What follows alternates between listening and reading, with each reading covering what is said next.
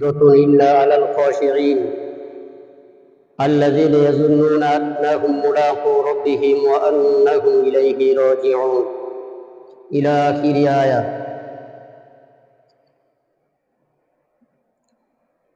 عن ابن عمر رضي الله تعالى عنه قال قال رسول الله صلى الله عليه وسلم: بني الإسلام على خمس: شهادة أن لا إله إلا الله وأن محمد رسول الله، وإقام الصلاة وإيتاء الزكاة والحج وصوم رمضان، أو كما قال عليه الصلاة والتسليم. إن الله وملائكته يصلون على النبي يا أيها الذين آمنوا صلوا عليه وسلموا تسليما. اللهم صل على سيدنا مولانا محمد وعلى آله وأصحابه وبارك وسلم. اللهم صل على سيدنا مولانا محمد وعلى آله وأصحابه وبارك وسلم. উপস্থিত শ্রদ্ধেয় সম্মানিত আমার দিন দরদি নিকার পরহেজগার আল্লাহ ওয়ালা আল্লাহ ভীরু ধার্মিক মুমিন মুসলমান, জ্ঞানী গুণী সুধী বুদ্ধিজীবী মানি সম্মানী বয়োজ্যেষ্ঠ আমার বাবাজি সকল, সমবয়স্ক বয়কনিষ্ঠ আমার ভাই ও বন্ধু সকল, আল্লাহ পাকের আজিম ও শান দরবারে সর্বপ্রথম লাখ কোটি শুকরিয়া ও কৃতজ্ঞতা জ্ঞাপন করি যে রব্বুল আলামিন আজ পবিত্র জুমার দিন, সাপ্তাহিক ঈদের দিন, অত্যন্ত ফজিলতপূর্ণ দিনে আল্লাহ তাবারক তাআলা এই নোংরা পরিবেশ থেকে, কর্মবহুল পৃথিবীর কর্মক্লান্ত থেকে আমাদেরকে চুনে চুনে বেছে বেছে নির্বাচিত করে, নির্ধারিত করে আল্লাহর মনোনীত জায়গা অর্থাৎ মসজিদে আসার মতো এবং তার মহান হুকুম পালন করার মতো, দিন সংক্রান্ত কিছু বলার মতো, শোনার মতো সুযোগ করে দিয়েছেন। তার শুকরিয়ার্থে কোরআনের পরিপূর্ণ ভাষায় একবার বলি আলহামদুলিল্লাহ। তারপরে পরে লাখো কোটি দরুদ ও সালাম প্রেরিত হোক, বর্ষিত হোক, নাজিল হোক, উদযাপিত হোক, উদ্ভাসিত হোক আমাদের নবী, বিশ্ব নবী, দুজাহানের বাদশা, রহমাতুল লিল আলামিন জনাবে আহমদ মুজতবা মুহাম্মদ মুস্তাফা সাল্লাল্লাহু আলাইহি ওয়াসাল্লামের উপরে। সম্মানিত উপস্থিতি, আল্লাহ রাব্বুল ইজ্জত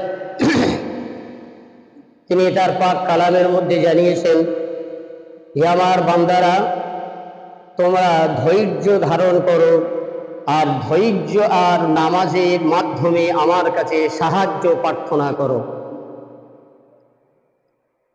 যদিও নামাজ খুব কঠিন বিষয়, কিন্তু ওই সমস্ত ব্যক্তিদের কাছে নয় যারা কিনা বিশ্বাস করে, ঈমান আনে, ইয়াকিন আছে যে আমাদের প্রত্যেকের আমাদের রবের সামনে পৌঁছাতে হবে, আমাদের হিসাব নিকাশ দিতে হবে, আল্লাহর সঙ্গে বা রবের সঙ্গে একদিন আমাদের সাক্ষাৎ হবে।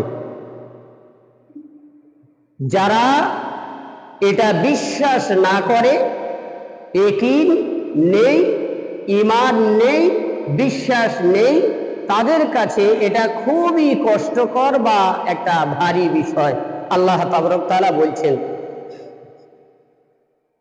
ওয়া ইন্নাহা লাকাবীরাতুন, এটা খুব একটা বড় শক্ত জিনিস নামাজ পড়া।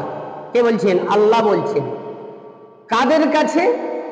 যাদের কাছে আখিরাতের বিশ্বাস নাই, আল্লাহর ভয় ও খৌফ ডর নাই, এবং আল্লাহর সামনে দণ্ডায়মান হতে হবে, আল্লাহর কাছে হিসাব নিকাশ দিতে হবে, এই বিশ্বাস যাদের মধ্যে নাই, তাদের কাছে এটা খুব ভারী বিষয় বা কঠিন বিষয়। কিন্তু যারা আখিরাতের প্রতি ঈমান রাখে, কবরের প্রতি ঈমান রাখে, যারা হিসাব নিকাশের প্রতি ঈমান রাখে, বিশ্বাস রাখে, তাদের কাছে অতি সহজ বা সরল। প্রিয় রাসূল সাল্লাল্লাহু আলাইহি ওয়াসাল্লাম হাদিস পাকে জানিয়েছেন, ইবনে ওমর থেকে বর্ণিত, তিনি বলেন, আল্লাহ রাসূল সাল্লাল্লাহু আলাইহি ওয়াসাল্লাম বলেছেন, বুনিয়াল ইসলামু আলা খামস, ইসলামের ভিত্তি, ইসলামের বুনিয়াদ, ইসলামের স্তম্ভ, ইসলামের খুঁটি পাঁচটি বিষয়ের উপরে প্রতিষ্ঠিত। কি পাঁচটি বিষয়? না এ কথাকে সাক্ষ্য দেয়া লা ইলাহা ইল্লাল্লাহ মুহাম্মাদুর রাসূলুল্লাহ, যে আমি সাক্ষ্য দিচ্ছি আশহাদু আল্লা ইলাহা ইল্লাল্লাহ ওয়া আন্না মুহাম্মাদুর রাসূলুল্লাহ, আমি সাক্ষ্য দিচ্ছি যে আল্লাহ ছাড়া কোনো ইলাহা নাই, কোনো মাবুদ নাই, কোনো স্রষ্টা নাই, কোনো সৃজনকর্তা নাই, কোনো লালনকর্তা নাই, কোনো পালনকর্তা নাই, কোনো সংহারকারী নাই, কোনো জান দানকারী নাই, কোনো প্রাণ হরণকারী নাই। যা কিছু আমাদের মুনিব মালিক কেবলমাত্র আমাদের রব, আমাদের আল্লাহ। আর মুহাম্মাদুর রাসূলুল্লাহ তিনি আল্লাহর প্রেরিত রসূল এবং বান্দা একথা সাক্ষ্য দেওয়া, গাওয়াহ দেওয়া। ওয়া ইকামিস সালাতি, এবং নামাজ কায়েম করা, প্রতিষ্ঠিত করা সমাজে। ওয়া ইতাইজ যাকাতি, যারা পর্যাপ্ত পরিমাণের মালের অধিকার, সম্পদের অধিকারী, তাদেরকে যাকাত প্রদান করা। রমজান মাসের ফরজ রোজা রাখা, হজের ক্ষমতা থাকলে, সামর্থ্য থাকলে হজ পালন করা। এগুলো এই পাঁচটি বিষয় ইসলামের, এই পাঁচটি স্তম্ভ বা বুনিয়াদের উপর ইসলাম প্রতিষ্ঠিত। আমি যখন কলেমা পড়ে নিয়েছি, ঈমান এনেছি, তখন আল্লাহর সমস্ত হুকুম আহকাম আমার উপরে ফরজ হয়ে গেছে। যেমন এর ইতিপূর্বে কয়েকবার উদাহরণ বা এক্সাম্পল দেয়া হয়েছে। আমরা প্রত্যেকে ওয়াকিবহাল, বিশেষ করে যারা আমরা বিবাহিত, বিয়ে পড়ানোর সময় ইমাম সাহেব বা মৌলী সাহেব কি বলেন? যে অমুক গ্রাম নিবাসী অমুকের কন্যা অমুকের সঙ্গে, বা অমুকের পুত্র অমুক গ্রাম নিবাসী তোমার বিয়ে প্রস্তাব দিয়েছে, এতে তোমার সম্মতি কি? বা তোমার সঙ্গে বিয়ে দেয়া হচ্ছে, এতে তোমার সম্মতি কি? একটা কথাই আমরা বলি যে আলহামদুলিল্লাহ, আমি কবুল করিলাম। আচ্ছা, এর মধ্যে আর কোনো কথা উল্লেখ আছে কি? যে ওই বিবিকে শরীর খারাপ হলে তাকে ওষুধ কিনে দিতে হবে, তার ভরণ পোষণ করতে হবে, তাকে দামি দামি শাড়ি কিনে দিতে হবে, তাকে কসমেটিক্স কিনে দিতে হবে, ক্রিম কিনে দিতে হবে, নেল পালিশ কিনে দিতে হবে, ঠোঁট পালিশ কিনে দিতে হবে, হিলতোলা জুতো কিনে দিতে হবে, ভ্যানিটি ব্যাগ কিনে দিতে হবে, লাক্সারি তাকে দিতে হবে। এবং আমার বাড়িতে যখন সে আসে, তখন কি ওই কথার মধ্যে কোনো কথা উল্লেখ আছে যে আমার শরীর খারাপ হলে আমাকে দেখতে হবে, আমার বাপকে দেখতে হবে, আমার মাকে দেখতে হবে, আমার ছোট ছোট যে ভাই বোন রয়েছে তাদেরকে দেখভাল করতে হবে, ভালো মন্দ সবকিছু কি বলে পরিচালনা করতে হবে, মেনে নিতে হবে, এবং সব কিছু নির্দ্বিধায় করতে হবে? কথাগুলো কি একটাও কোনো কথা এই স্বীকারোক্তির মধ্যে উল্লেখ আছে বা থাকে কি?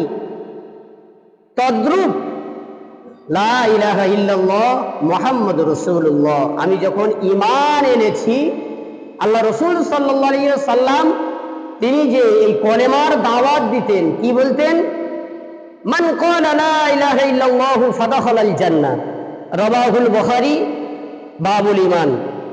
আল্লাহ রাসূল বললেন যে যে একবার ঈমানের সহিত, ইয়াকিনের সহিত, বিশ্বাসের সহিত লা ইলাহা ইল্লাল্লাহ মুহাম্মাদুর রাসূলুল্লাহ পড়ে নিল, সে জান্নাতে প্রবেশ করবে, সে জান্নাতে যাবে। যে একবার কি করে নিল? লা ইলাহা ইল্লাল্লাহ মুহাম্মাদুর রাসূলুল্লাহ কলেমা স্বীকারোক্তি দিল বা পড়ে নিল, সে জান্নাতে প্রবেশ করবে, জান্নাতে চলে যাবে। সম্মানিত উপস্থিতি, এটা কি সবার জন্য প্রযোজ্য? এর হাকিকত কি আমরা একটু চিন্তা ভাবনা করে দেখেছি? যে আমি সারা জীবন নামাজ পড়লাম না, রোজা রাখলাম না, হক হুকুকের মধ্যে চললাম না, শরীয়তের কোনো বিধি বিধান মানলাম না, আমি কলেমা পড়ে নিলাম, আর আমার জন্য জান্নাত খোলা? তাহলে অতি সহজ সরল হয়ে গেল। তো ওই ব্যক্তিদের জন্য প্রযোজ্য, কাদের জন্য? যারা কিনা বেঈমান ছিল, কাফের ছিল, মুশরিক আছে, কাফের আছে, এখনই ঈমান এনেছে বেলা 10টার সময়, জোহরের ওয়াক্ত আসার আগে ইন্তেকাল করেছে, মারা গেছে, তাদের ক্ষেত্রে আল্লাহ তাবারক তাআলা মাফ করে দেবেন। এবং এই ঈমান আনার কারণে, এই ইসলামকে মেনে নেওয়ার কারণে, নবীকে মেনে নেওয়ার কারণে তাদের জন্য জান্নাত, আর তাদের জন্য জান্নাতের সুসংবাদ দেওয়া হয়েছে। মান ক্বালা লা ইলাহা ইল্লাল্লাহু ফাদাখালাল জান্নাহ, যে একবার কলেমা পড়ে নিল লা ইলাহা ইল্লাল্লাহ মুহাম্মাদুর রাসূলুল্লাহ, ফাদাখালাল জান্নাহ, সে জান্নাতে প্রবেশ করবে। সম্মানিত উপস্থিতি, এই নামাজ কত বড় গুরুত্বপূর্ণ বিষয় একবার কি আমরা ভেবে দেখেছি? চিন্তা চেতনার মধ্যে আমাদের এসেছে যে মানুষ বেঁচে থাকতে গেলে তার জন্য যেমন অক্সিজেন জরুরি, অক্সিজেন ছাড়া মানুষ বাঁচতে পারে না, একজন মুমিন মুসলমান সে নামাজ ছাড়া থাকতে পারে না। শুধু কি তাই? আল্লাহ রাসূল সাল্লাল্লাহু আলাইহি ওয়াসাল্লাম জানিয়েছেন,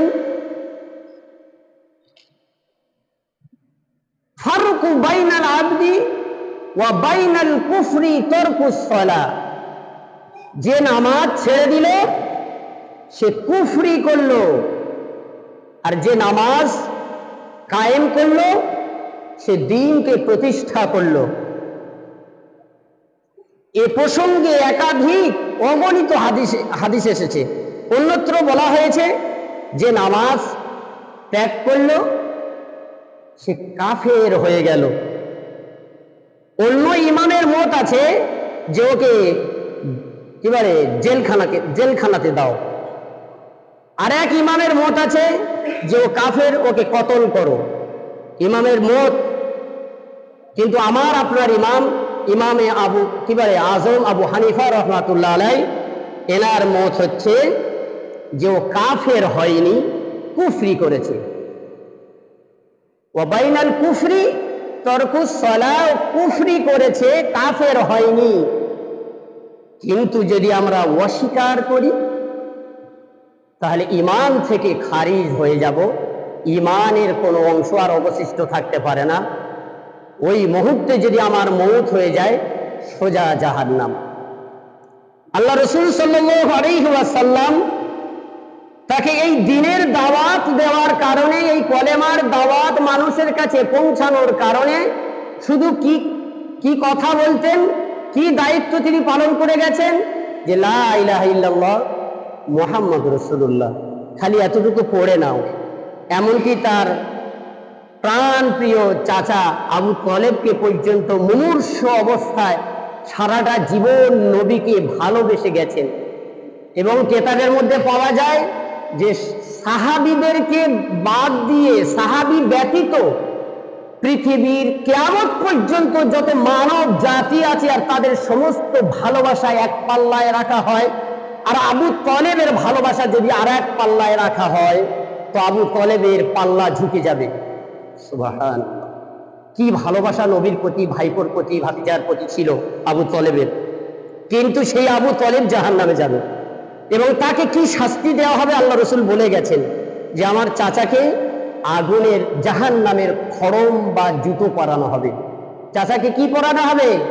জাহান্নামের খড়ম বা জুতো পরিয়ে দেওয়া হবে, যে জুতো পরিধানের কারণে মাথার ঘি টকবক করে ফুটতে থাকবে ভাতের মতো।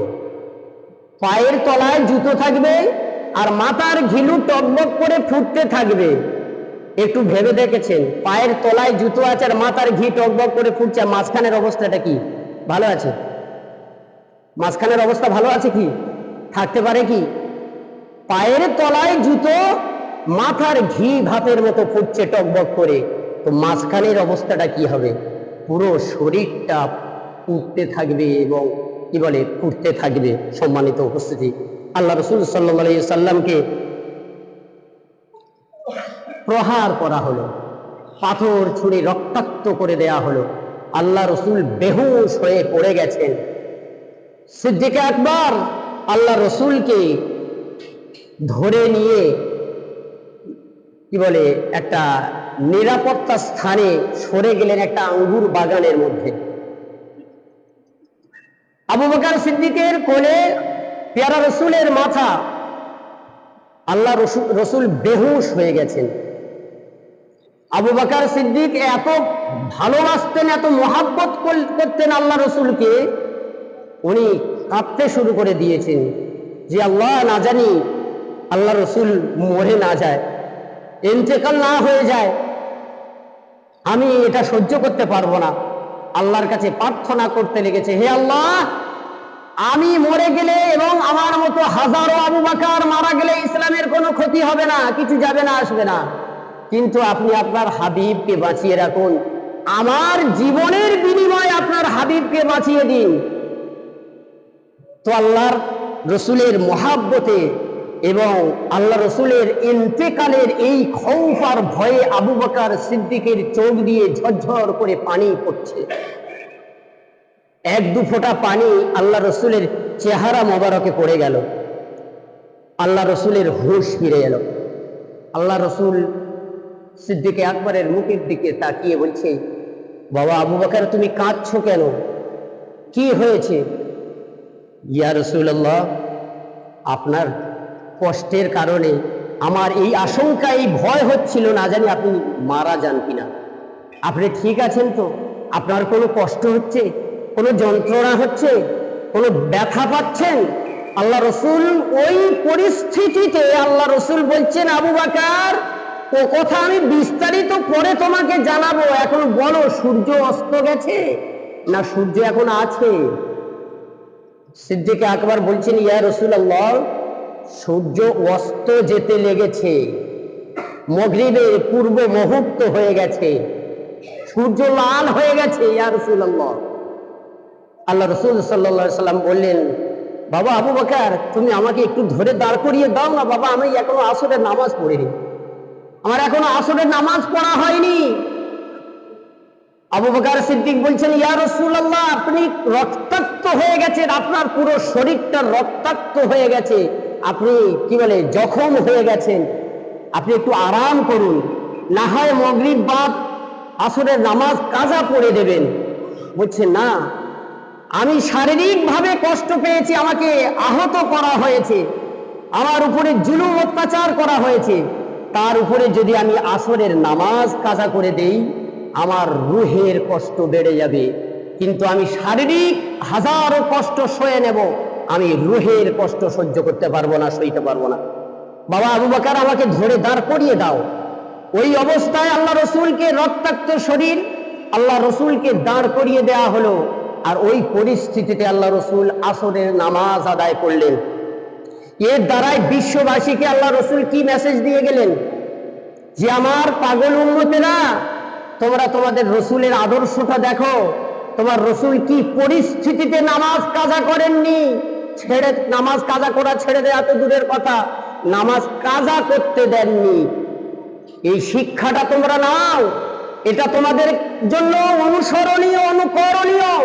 তোমাদের জন্য আমি রসুল 63টা বৎসর আমি রক্ত ঝরিয়ে, মাথা ফাটিয়ে, খেয়ে না খেয়ে, পেটে পাথর বেঁধে, কি বলে দন্ত মোবারক শহীদ করে তোমাদের কাছে দিন পৌঁছে দিয়েছি, নামাজ পৌঁছে দিয়েছি, ইসলাম পৌঁছে দিয়েছি।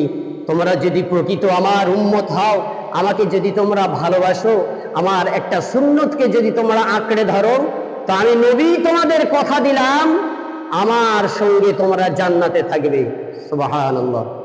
আল্লাহ রসুল কি করে গেছেন এই দিনের জন্য, নামাজের জন্য, উম্মতকে জাহান্নামের কঠিন আযাব আর শাস্তি থেকে বাঁচানোর জন্য।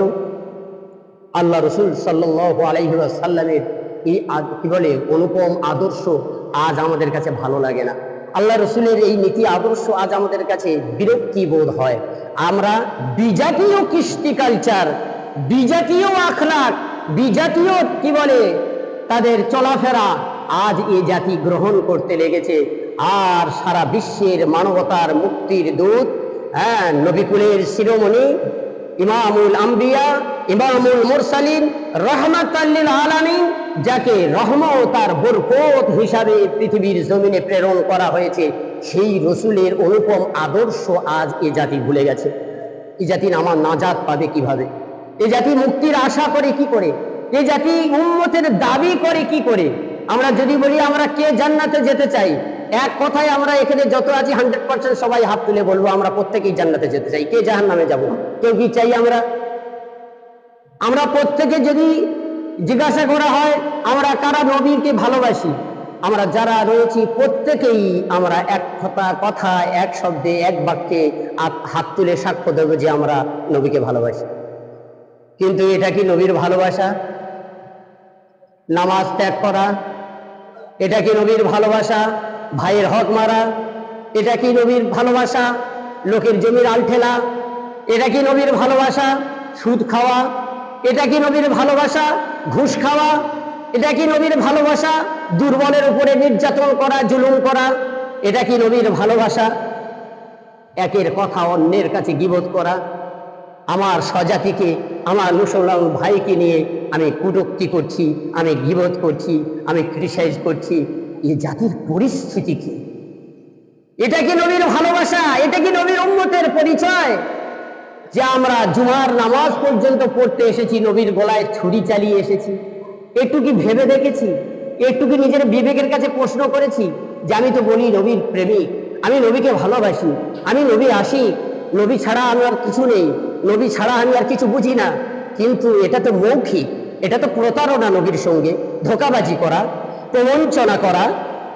নবীর উম্মত যদি আমি হই, নবীর একটা একটা সুন্নত আমার কাছে ভালো লাগবে, আমি ভালোবাসবো, এবং আমার আমলের মধ্যে, আমার জিন্দেগির মধ্যে, আমার আখলাকের মধ্যে, আমার চলাফেরার মধ্যে, আমার পোশাকের মধ্যে, আমার ব্যবহারের মধ্যে, আমার কি বলে সমাজের মধ্যে, আমার পরিবারের মধ্যে আমি প্রতিষ্ঠিত করব। তার নিদর্শন, তার লক্ষণ পাবো। একদিন নয়, দুদিন নয়, বর্ণনা করে শেষ করা যাবে না যে নামাজের জন্য, দিনের জন্য কি করেছেন তারা। আম্মাজান ফাতেমা একদিন নয়, দুদিন নয়, 7 দিন উনানে হাঁড়ি চড়েনি, রান্না নেই বাড়িতে। ইমাম হাসান হুসাইন 2 হুজুর ঘুমিয়ে গেছেন, খিদে তাড়নায় কাঁদতে কাঁদতে ঘুমিয়ে পড়েছে। হযরতে আলী খাবার নেই, 7 দিন যাবত উনানে হাঁড়ি চড়েনি। আচ্ছা, আমাদের এই পরিস্থিতি এখন কারোর বাড়িতে এরকম আছে কি? কিসের বাহানায় নামাজ ছাড়ি? কিসের বাহানা দেখাই? শরীর খারাপের, কাজের অজুহাত, অর্থের অজুহাত, না অহংকারের কারণে, তাকাব্বুরের কারণে, বড়াইয়ের কারণে, বড়ত্বের কারণে? কি বলে, এই অহংকারের জন্য আজ আজাজিল, ইবলিস, শয়তানে পরিণত হয়েছে, লক্ষ লক্ষ বছর আল্লাহর ইবাদত করে। আম্মাজান ফাতেমা দাঁড়িয়ে গেলেন যে আমার বাচ্চা দুটো ঘুমিয়ে গেছে, এই সময় আমি আমার রবকে একটু স্মরণ করে নিই, একটু নামাজ পড়ি। নামাজের পাটি বিছিয়ে দাঁড়িয়ে গেছেন। একটু ভেবে দেখেছেন যে বাচ্চারা ক্ষুধার তাড়নায় ঘুমিয়ে গেছে কাঁদতে কাঁদতে? হযরতে আলী কি বলে কিছু খাবার নিয়ে আসলেন। আম্মাজান আয়েশা পাশের বাড়িতে গেলেন নামাজ শেষ করে। যেমন আমরা ধান সারালে কিছু আকড়া ভুসি অবশিষ্ট বাদ পড়ে না, তো তাদের কাছে গিয়ে কিছু খাবার চাওয়া হলো, জব বা ভুট্টা বা গম বলুন, সেখানে প্রধান খাদ্য এটাই ছিল। তো চাওয়া হলো, তারা ধার দিল না, কর্জ দিল না, তো সেই আগড়া চিটেগুলো দিল যে এগুলো তুমি নিয়ে যাও, নিয়ে ঝেড়ে পরিষ্কার করে এর ভিতর থেকে চিটে চাল বা বের করে উনি কি বলে খাবার উপযোগী করে চালাবে। আম্মাজান ফাতেমা নিয়ে আসলেন। তার থেকে 3টে রুটি হলো। কটা রুটি হলো? 3টে রুটি হলো। এনে পরিষ্কার করে জাতায় পিষে বের করে তাকে খামির বানিয়ে রুটি, 3টে রুটি হলো। খেতে যাবেন, এই সময় দুয়ারে একজন ভিক্ষুক ক্ষুধার্ত অবস্থায়, যে আমাকে কিছু খেতে দেয়া যাবে? আমি আজ 3 দিন কিছু খাইনি। এদিকে ফাতেমা, বাচ্চা কাচ্চারা কদিন খাওয়া হয়নি? 1 সপ্তাহ কাল। আম্মাজান ফাতেমা কি করলেন? সেই রুটি দিয়ে দিলেন। কি আদর্শ ছিল। আজ আমরা মুসলমান কি আদর্শ নিয়েছি নবী থেকে, নবীর পরিবার থেকে, সাহাবীদের থেকে। নবীর আশিক বলে দাবিদার আমরা, নবীর প্রেমিক বলে আমরা দাবি করি, অথচ আমার মুখে দাড়ি নাই, সুন্নতি লেবাস নাই, সুন্নতের আমলের কোনো পরোয়া নাই, সুন্নতের জানাজা মুসলমানের বাড়িতে বাড়িয়ে যাচ্ছে, কোনো পরোয়া নাই। সম্মানিত উপস্থিতি, আমাদের প্রত্যেককে চিন্তা ভাবনা করার দরকার, একটু ভাবার দরকার যে নবী আমাদের জন্য সারাটা জীবন কেঁদে গেছেন, সারাটা জীবন সব কিছু কুরবান করে দিয়ে গেছেন, আর কিয়ামতের ময়দানেও যে নবী আমাদের জন্য ইয়া হাবলি ইয়া উম্মতি বলে আল্লাহর দরবারে সেজদারত ক্রন্দন করতে থাকবেন, সেই নবীর কি বলে, নবীর আদর্শ আমাদের কাছে ভালো লাগে না? সেই নবীর শাফাআত কি আমরা পেতে চাই না? সেই নবীর প্রকৃত উম্মত কি আমরা হতে চাই না? যদি হতে চাই, আল্লাহর মহান হুকুম 5 ওয়াক্ত নামাজকে আমরা আঁকড়ে ধরি। হাফিজু আলাস সালাওয়াতি ওয়াস সালাতিল উসতা, যারা নামাজকে হেফাজত করলো আল্লাহ তাবারক তাআলা তাদেরকে হেফাজত করবেন। এবং আল্লাহর নবীকে আরো বলা হয়েছে, উতলু মা উহিয়া ইলাইকা মিনাল কিতাবি ওয়া আকিমিস সালাত, হে নবী, আমার পক্ষ থেকে তোমাকে যে কিতাব আমি দিয়েছি তুমি সে কিতাব পড়ো, তেলাওয়াত করো, ওয়া আকিমুস সালাত, আর নামাজ কায়েম করো। ইন্নাস সালাতা তানহা আনিল ফাহশাই, নিশ্চয়ই নামাজ নামাজীকে অশ্লীল আর গর্হিত কাজ থেকে বাঁচিয়ে রাখে বা বাঁচাবে। কে বলছেন? আল্লাহ বলছেন, ইন্নাস সালাতা, ইন্না নিশ্চয়ই করে, অবশ্যই করে, ইন্নাস সালাতা নিশ্চয়ই নামাজ, তানহা আনিল ফাহশাই অশ্লীল আর গর্হিত কাজ থেকে নামাজ নামাজীকে বাঁচাবে। সেই নামাজ আর আমাদের কাছে নেই। সম্মানিত উপস্থিতি, আল্লাহ তাবারক তাআলা আমাদের প্রত্যেককে শোনা বলা বোঝানোর থেকে বেশি বেশি করে আমল করে চলার তৌফিক দান করুন। আমিন।